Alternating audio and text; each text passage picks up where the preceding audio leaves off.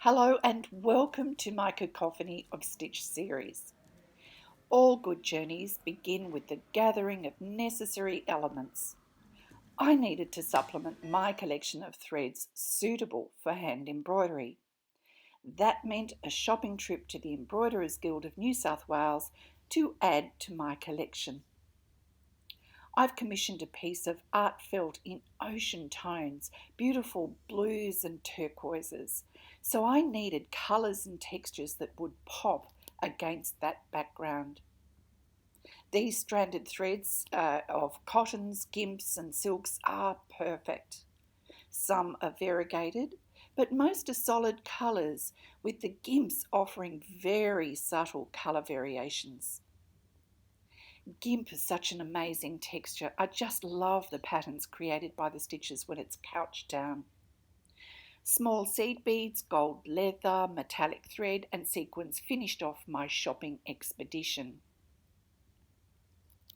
And I like to arrange colours using their light and dark values to connect them one to the next.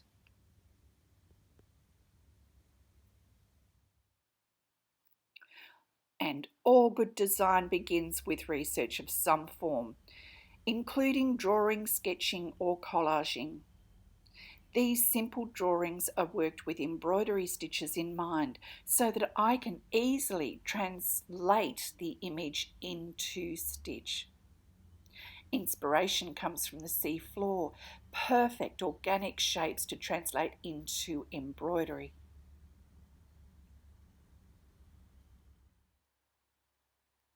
Sampling is so important because I haven't done hand embroidery in a very long time.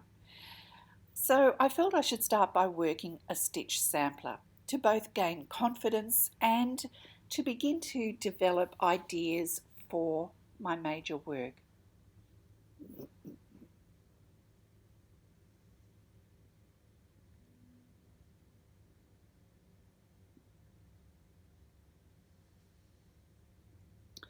I began another sampler as well, which focused on expanding and evolving innovative approaches in creating texture and dimension in the work I envisioned.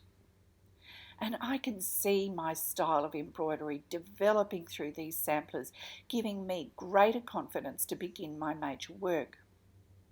Most important for me, though, was to create contrast throughout the work. Contrast in colour, texture and dimension, because this work is very busy and contrast is a stimulus, a prompt for the viewer. It's an inducement beckoning them to really look into the embroidery and hopefully be taken to a beachside memory of rock pool gazing, paddling or snorkeling, remembering the utter beauty and fragility of our underwater worlds. And it's surprising just how easily that world can be interpreted and translated through hand embroidery using simple stitches, because that's all I've used. But it creates the most exquisite texture and dimension that will help tell my story. The beauty of a stitch inspired by the beauty of our oceans. And hopefully I'm on the right track to capture the visual overload I remember seeing when I visited the Great Barrier Reef. It was so unbelievably beautiful and busy, busy, busy.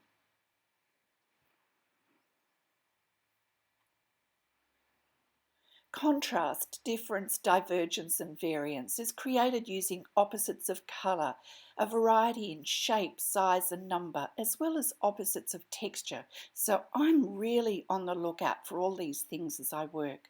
Small versus large, few versus many, matte versus shiny. That's what I find appealing and compelling, both as a maker and as a viewer. It's my world of intricate simplicity. And the outcome of all of this is dimension, something I really want to highlight when the work is displayed for exhibition. I think a lot of people find colour seductive. It has the ability to captivate and tempt, and one thing I am not fearful of is colour. I rather think colour should be fearful of me.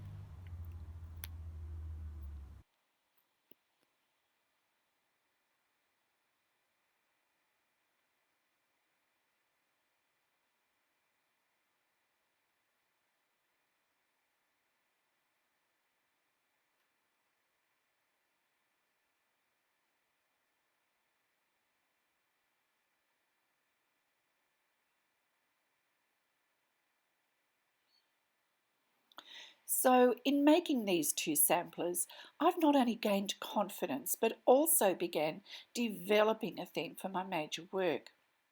I love the spikiness of the beaded urchins, the mandala shapes I've created using couched gimp, and those beautiful bullion knots. The textures are so highly effective, and yet they're both very easy techniques.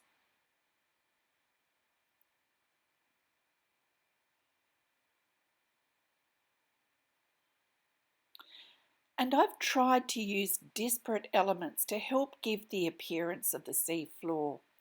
For instance, around some of the beaded urchins, I've used hairbands. Their foamy softness creates a texture that's perfect as a counterpoint to the spikiness of the beads.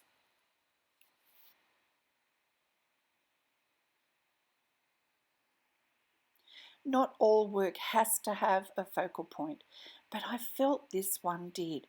So I had to think long and hard how I could achieve that. And the only solution that made any sense to me was to take away colour and make it all white. Hopefully, it will act as a resting place for the eye, whilst also drawing the eye to its being so very different. Again, I've really gone to town with texture and have used shells collected from our local beach, rings, pearls, beads, and some wonderful embellishments purchased years ago. I've also used the technique of making slips, something used from medieval and Elizabethan times to aid in embroidering small areas of difficult fabrics or embellishments. And this will simply be applied onto the felt and integrated with the embroidery surrounding it. Now, I've discovered working on a pillow or setting my work on a pillow has been extremely helpful to me. I can simply move it around very easily and find that it offers a good working height.